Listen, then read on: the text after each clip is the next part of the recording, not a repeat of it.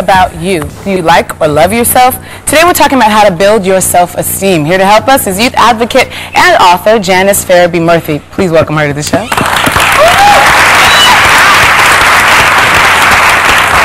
Hello, hello. Hey, how you doing? Welcome to Teen Summit. Thanks for joining us. Where'd it go? There it is. This is your book. It is called Got It Going On, yeah? An image and awareness guide for young ladies. Tell us, first of all, just to start us off, what is self-esteem?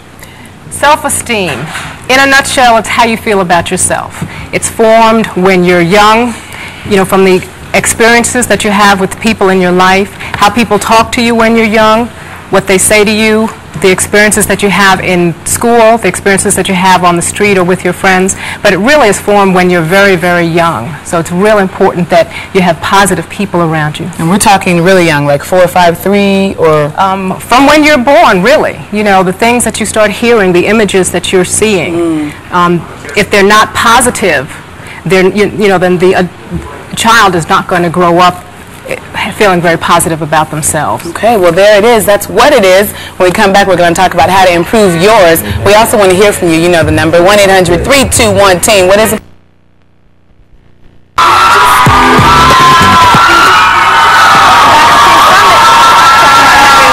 Self-esteem.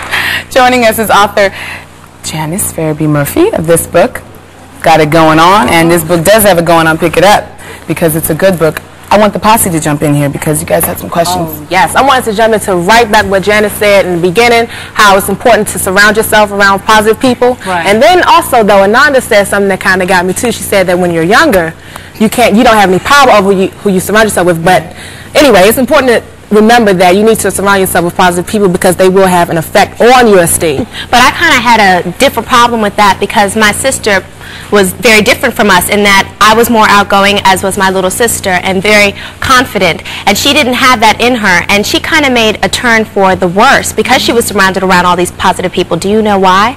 Well, I think a lot of times parents think all of their children are supposed to be the same, and we are each unique individuals, and the people that take care of our children need to understand that. Parents, teachers, friends need to understand that. And a lot of parents who might see the other children all doing well, you know, acting the way they're supposed to, and one young person either withdrawing or acting out in different ways, doesn't give them the attention that they need. Support. Exactly. And we all need different types of attention.